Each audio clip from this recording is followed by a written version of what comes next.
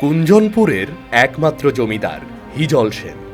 জমিদার হিজল সেন শুধু নামে জমিদার না, তার গোয়াল ভরা গরু, গোলা ভরা ধান আর গোপন কক্ষে আছে 7 সিন্ধুক ধন সম্পদ। জমিদারের সবকিছু থাকলেও জমিদারের মন বলতে কিছুই ছিল না। সে সামান্য খাজনার জন্য তার লোকেদের দিয়ে গরিবের বাড়ির হাঁড়ি পাতিল সমস্ত তুলে নিয়ে আসতো। গ্রামের বুদ্ধিমান সৎ ছেলে গোপাল জমিদার খাজনা না পেয়ে গোপালের বাবার সব সম্পদও অনেকদিন আগেই কেড়ে নিয়েছে। সেই থেকে গোপাল সামান্য জমি চাষ করে কোনো মতে তার সংসার চালাতো, আর যেতে আসতে জমিদারের অত্যাচার নিজে চোখে দেখত।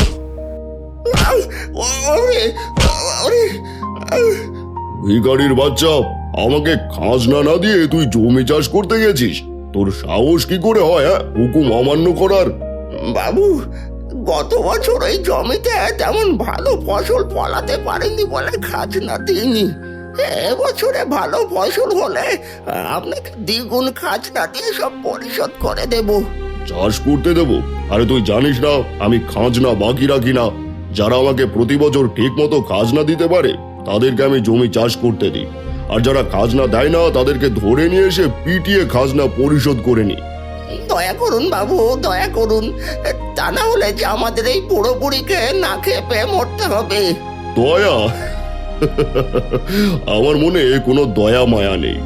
আমার অর্থ চাই, অর্থ।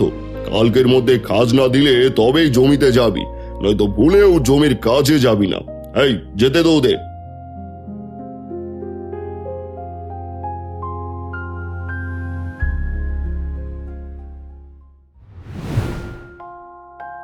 এ কি কাকা, আপনি জমিদার বাড়িতে গিয়েছিলেন কেন? আপনি জানেন না জমিদার কেমন নিষ্ঠুর মানুষ? কি করব বাবা গোপাল, খাজনা না দিয়ে জমি চাষ করতে গিয়েছিলাম বলে এই জমিদারের লোকেরা ধরে নিয়ে গেছিল।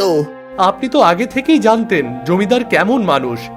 খাজনা না দিলে সে জমি চাষ করতে দেবে না, তারপরেও কেন খাজনা না দিয়ে জমিতে গিয়েছিলেন? জমি চাষ না করলে যে আমাদের বুড়ো বুড়িকে না খেয়ে মরতে হবে। আপনি কি ভেবেছেন খাজনা না দিলে ওই জমিদার আপনাকে জমি চাষ করতে দেবে? কখনোই দেবে না। চলুন চলুন, বাড়িতে চলুন। তাহলে এখন কি করব? জমিদার কাল দিনের মধ্যে খাজনা দিতে বলেছে, নয়তো ও জমি কেড়ে নেবে। তাহলে আর করার কিছুই নেই, এবার বাড়িতে চলুন। ওই জালিম জমিদারের বিচার একদিন হবেই হবে। এত অত্যাচার করে গোছানো সম্পদ তার কাছে চিরদিন থাকবে না। যেদিন সে সব সম্পদ হারিয়ে ফেলবে সেদিন সে আমাদের ব্যথা বুঝতে পারবে। আমাদের শুধু সেই দিনের অপেক্ষা করতে হবে, এছাড়া আমাদের আর কিছুই করার নেই। কিন্তু এই জালিমের বিচার করতে কে আসবে? আসবে, কেউ না কেউ তো আসবেই। মানুষের পাপের ঘরা যখন পূর্ণ হয়ে যায় তখন তার পতন শুরু হয়, তেমনি জমিদারেরও পতন হবে। চলুন এবার বাড়ি চলুন।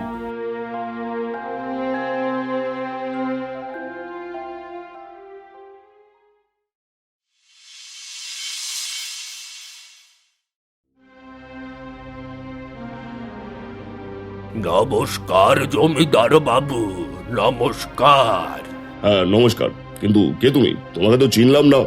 বাবু, আমি এক ভিনদেশী পথিক বাবু। রাস্তায় এসে রাত হয়ে গেছে, তাই একটু সাহায্যের জন্য এসেছি বাবু।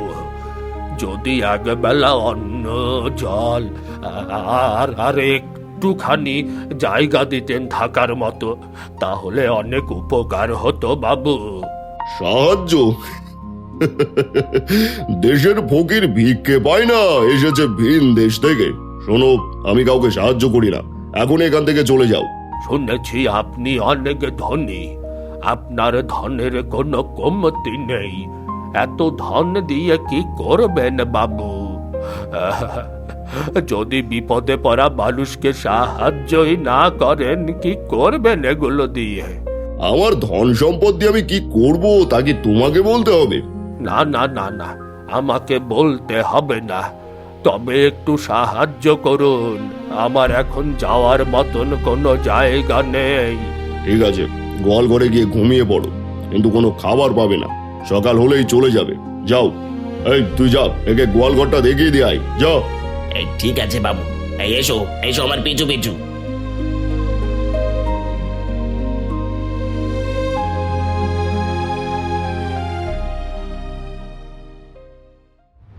সেই রাতটা ছিল শনিবারের রাত। জমিদার প্রতি শনিবার রাতে তার অর্থ সম্পদের কক্ষে গিয়ে অর্থ সম্পদ রেখে আসতো আর হিসাব মিলাতো। জমিদার ছাড়া সেই গোপন কক্ষে যাওয়া সবার জন্যই বারণ ছিল। এমনকি সেই কক্ষের চাবি একমাত্র জমিদারের কাছেই থাকতো। সেদিন রাতে জমিদার সেই কক্ষে গিয়ে তার সব অর্থ সম্পদ ঠিকঠাক মতো রেখে আসে। পরের দিন সকাল হলে সেই বৃদ্ধ জমিদারের সামনে এসে দাঁড়ায়। কি তুমি এখনো যাওনি? যাও যাও, তাড়াতাড়ি যাও, কোনো খাবার পাবে না। আমি খাবারের জন্য নয় জমিদার বাবু, শুধু একটা কথা বলার জন্য দাঁড়িয়ে আছি। কি বলবে তাড়াতাড়ি বলো, কিন্তু খবরদার কোনো সাহায্য চাইবে না। না না না, কোনো সাহায্যও চাই না, তবে একটা কথা মনে রাখবেন, সম্পদ জমে থাকলে জমে যায়, আর ব্যবহার করলে সচল হয়। আপনি যে ধন সম্পদের বড়াই করছেন, সেই ধন সম্পদ আর বেশি দিন আপনার কাছে থাকবে না।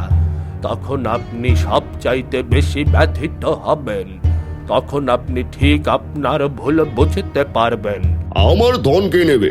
চারিদিকে পাহারা, তারপর গোপন কক্ষ, সেখানে লোহার সিন্ধুক, সবকিছু ভেদ করে আমার ধন সম্পদ নেওয়ার মতো কারো সাহস নেই। আমি যেমন ধনী আছি তেমনি সারা জীবন ধনীই থাকবো। তোমাকে জ্ঞান দিতে হবে না, তাড়াতাড়ি যাও এখান থেকে। আমি যেমন অর্থ জমাতে পারি তেমনি রক্ষাও করতে পারি। হ্যাঁ হ্যাঁ বাবু, যাচ্ছি, ভালো থাকবেন।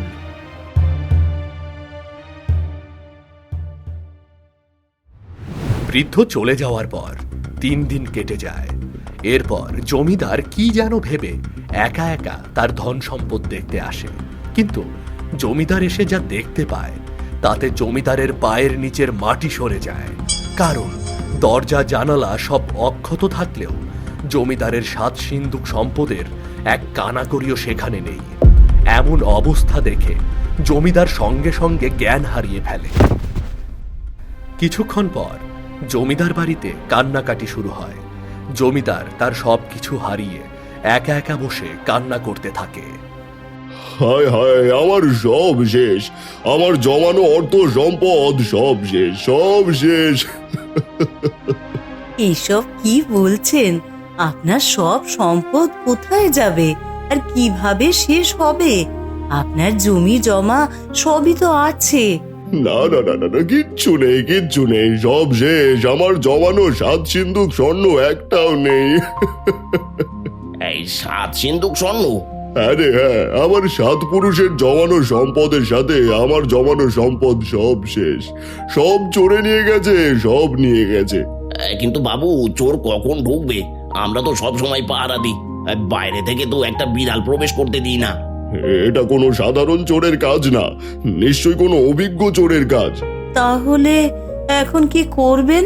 সবাইকে বলো, সবাই মিলে যেন চোর ধরিয়ে দেয়। তোমার হয়ে কে চোর ধরিয়ে দেবে? তুমি তো সবার উপরে অত্যাচার করে রেখেছো। তোমার সম্পদ হারিয়েছে এটা জানলে সবাই খুশিই হবে। আরে এমনি এমনি নয়, সবাইকে বলো যে চোর ধরিয়ে দেবে তাকে 10টি স্বর্ণ মুদ্রা দেওয়া হবে। বাবু, 7 সিন্ধুক স্বর্ণের খবর কেউ 10টা স্বর্ণ মুদ্রাই দেবে না। হ্যাঁ গো, তুমি তো সব কিছু হারিয়েই ফেলেছো। এবার তো নিজেকে শুধরাও। আগে থেকে তুমি এমন না হলে কখনোই তোমার অর্থ সম্পদ হারাতো না। হ্যাঁ, তুমি ঠিকই বলেছ, আমার কার্পণ্যের জন্যই আমার আজ এই অবস্থা। ঠিক আছে, তুই সবাইকে গিয়ে বলে দে যে আমার সব অর্থ ফিরে পেতে সাহায্য করবে তাকে আমি 100 স্বর্ণ মুদ্রা উপহার দেব।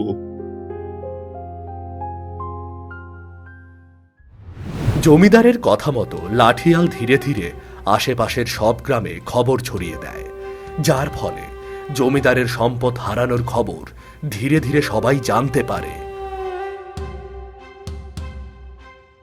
এই যে গোপাল, এই শোন তো বাবা, একটা কথা শুনে যা। কি হয়েছে কাকা, ডাকছেন কেন? গ্রামের খবর কি শুনেছিস? কই না তো, কেন, কি হয়েছে? আরে জমিদারের নাকি 7 সিন্দুক স্বর্ণ চুরি হয়ে গেছে। এখন জমিদার ঘোষণা দিয়েছে, যে সম্পদ খুঁজে পেতে সাহায্য করবে তাকে জমিদার 100 স্বর্ণ মুদ্রা উপহার দেবে। যাক, এতদিনে গরিবদের মনের আশা পূর্ণ হয়েছে। জমিদার 100 কেন, অর্ধেক দিলেও কেউ জমিদারকে সাহায্য করবে না। হ্যাঁ, ভয় তো সেখানেই। জমিদার যদি তার অর্থ ফিরে না পায় তাহলে তো খাজনা দ্বিগুণ করে দেবে। তখন সবাইকে না খেয়ে মরতে হবে। হ্যাঁ, তা তো তুমি ঠিকই বলেছ। তাহলে এখন কি করা যায়? বাবা গোপাল, তুই তো আগে থেকে অন্যের হারানো জিনিস খুঁজে দিতে পারিস। তুই একবার চেষ্টা করে দেখ না, তা না হলে সবার কপালে দুঃখ নেমে আসবে। এসব কি বলছেন কাকা? না না না না, আমাকে দিয়ে এসব হবে না। না করিস না বাবা, তুই ছাড়া এই কাজ কেউ করতে পারবে না। আর জমিদার যদি তার হারানো সম্পদ না পায় তাহলে গ্রামের সবাইকে না খেয়ে মরতে হবে। তাছাড়া জমিদারের দেওয়া পুরস্কার পেলে তুই তোর বাবা রেখে যাওয়া সম্পত্তি ফেরত নিতে পারবি, সাথে গ্রামের সবাইকে সাহায্য করতে পারবি। তা আপনি ঠিকই বলেছেন। ঠিক আছে, আমি একবার জমিদার বাড়িতে গিয়ে দেখি। হ্যাঁ, দেরি করিস না, যা যা, এখনই যা।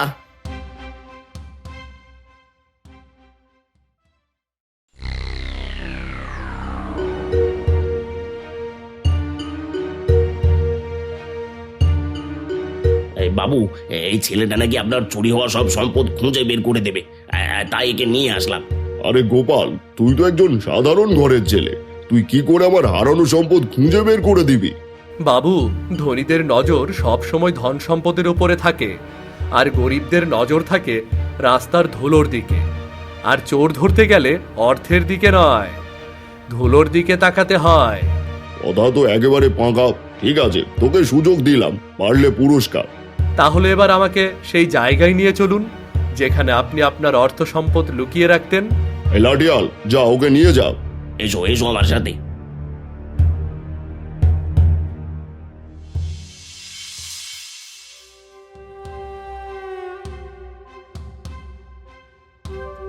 এই যে দেখো, এখানেই বাবু তার অর্থ সম্পদ সব রেখেছিল। ঠিক আছে, এবার আমাকে ভালোভাবে দেখতে দাও।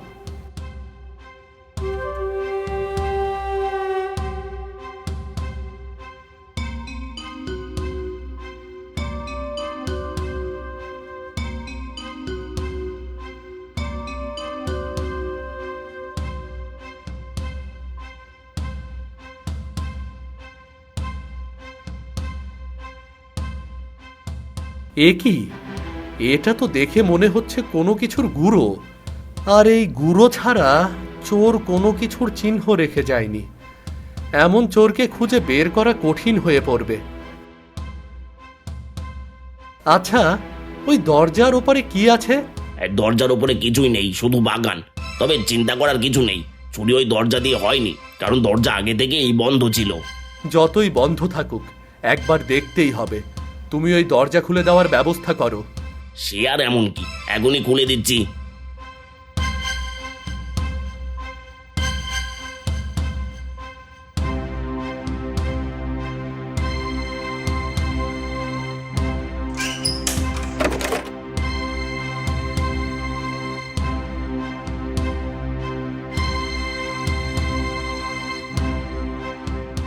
তার মানে চোর এখান দিয়েই রশি টেনে সব সম্পদ নিয়ে গেছে।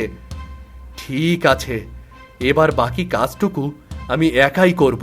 চললাম।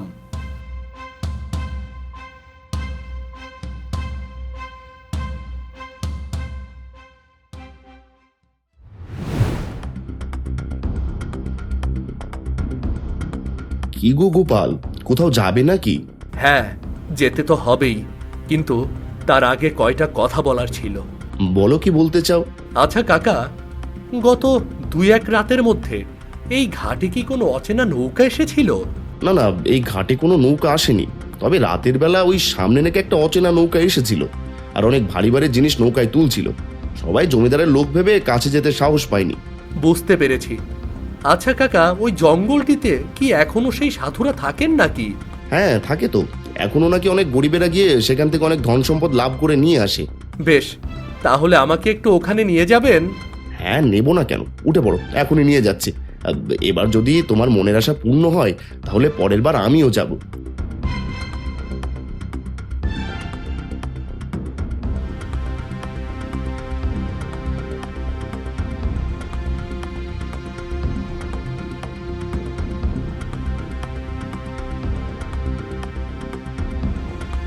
কাকা, আপনি এখানেই থাকুন, আমি যাব আর আসব।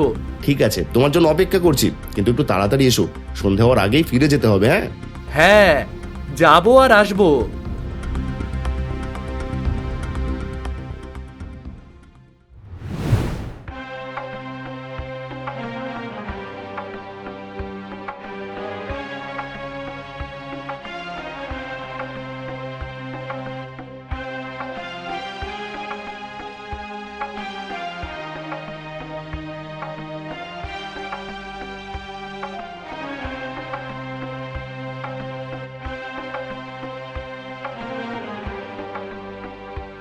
কি রে, তোর সাহায্য লাগবে? না, আমার সাহায্য লাগবে না, কিন্তু আপনি এই গভীর জঙ্গলে সবাইকে সাহায্য করছেন কেন? কারণ এটাই আমার ঘর। জঙ্গল থেকে আমি এমনিতেই বের হই না। যখন শিকার ধরতে হয় তখন জঙ্গল থেকে বের হয়ে শিকার করি, আর সেই শিকার জঙ্গলে এসে দান করি। তার মানে আমার ধারণা একদম সঠিক। জমিদারের সকল অর্থ সম্পদ আপনি চুরি করেছেন। জোর করে কেড়ে নিয়ে লোকানো ধন গরিবদের সাহায্যের জন্য নিলে সেটা চুরি হয় না। সে যাই করুক, আপনি তো তার ধন গোপনে সরিয়েছেন, আর এটা তো অবশ্যই চুরি। হ্যাঁ, সরিয়েছি, আর সেই ধন এখন গরিবদের কাজে লাগছে। কিন্তু এটা তো অন্যায়। যার যার পাপের শাস্তি সে এমনিতেই পাবে। কারো পাপের শাস্তি মানুষের দেয়ার অধিকার নেই। হ্যাঁ, অধিকার নেই, কিন্তু এই নির্দয় জমিদারের শিক্ষার অভাব আছে। তা না করলে কেউ সুখে থাকতে পারবে না। অর্থের লোভ তাকে অন্ধ করে দিয়েছিল। এখন সে ঠিক বুঝতে পারছে যা যা নিয়ে সে এতদিন অহংকার করেছিল সেগুলো অন্যের হতে বেশি সময় লাগেনি। কিন্তু এতে তো আমাদের মতো গরিবদের কপালে আরো দুঃখ নেমে আসবে। এখন যদি জমিদার আমাদের কাছ থেকে দ্বিগুণ খাজনা আদায় করে, তাহলে আমাদের সবাইকে তো না খেয়ে মরতে হবে। না, জমিদার তা কখনোই করতে পারবে না, কারণ আমি জমিদারের সকল অর্থ নিয়ে আসিনি। কিছু অর্থ জমিদারের জন্য রেখে এসেছি। সেগুলোর কারণে গ্রামের সবাই সুখে থাকবে, নিরাপদে থাকবে। কিন্তু সেই অর্থ কোথায়? বলেছি, সব বলেছি। তার আগে আমি যা যা বলি সেইভাবে কাজ করো, তাহলে সবাই সুখে থাকতে পারবে। আর জমিদারের শিক্ষা হলে জমিদার এমনিতেই ভালো হয়ে যাবে। ঠিক আছে, কিন্তু জমিদার যদি একবার জানতে পারে আপনি তার সকল অর্থ সম্পদ লুটে নিয়েছেন, তাহলে তো জমিদার আপনাকে ছাড়বে না। এই জঙ্গলে জমিদারের রাজত্ব চলে না, চলে বিদ্রোহীদের রাজত্ব। তোকে আসতে দিয়েছি বলে তুই আসতে পেরেছিস, নয়তো কখনোই আমার দেখা পেতি না। যা যা, এবার জমিদারকে গিয়ে বল তার 3 সিন্দুকের অর্থ আমি তার বাগানে পুঁতে রেখেছি। সে যদি সবার খাজনা সুদের পয়সা মওকুফ করে, তাহলে তার সম্পদ তার কাছে থাকবে, নয়তো এবার সব সম্পদ সে হারিয়ে ফেলবে। যা যা, চলে যা।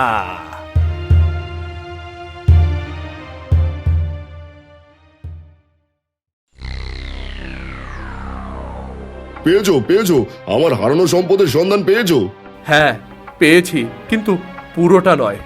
3 সিন্দুকের অর্থ বাকিগুলো বিদ্রোহীরা গরিবদের মাঝে বিলিয়ে দিয়েছে। আর তারা বলেছে আপনি যদি এবছরের সবার খাজনা আর সুদের টাকা মওকুফ করেন, তাহলে সেই 3 সিন্দুকের অর্থ আপনার হবে, নয়তো আপনি সম্পদ জমাতে পারবেন কিন্তু ভোগ করতে পারবেন না, আর ভবিষ্যতে কারোর ওপর অন্যায় অত্যাচার করতে পারবেন না। তার মানে আমার অর্থ চুরি হয়নি, বিদ্রোহীরা লুট করেছে? ঠিক আছে, আমি তাদের কথায় রাজি আছি। আর এখন থেকে আমি কারোর উপর অন্যায় করব না, সবাইকে সাহায্য করব। এবার বলো আমার অর্থ কোথায়? আপনার বাকি অর্থ আপনার বাড়ির পেছন বাগানে পুঁতে রাখা আছে। ঠিক আছে, আজ থেকে আমি একেবারে ভালো হয়ে যাব আর কোনোদিন কারোর উপর অন্যায় অত্যাচার করব না, সবাইকে সাহায্য করব।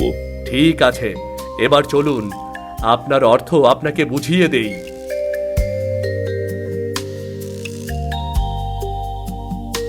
অবশেষে জমিদার তার হারানো কিছু সম্পদ ফিরে পায়।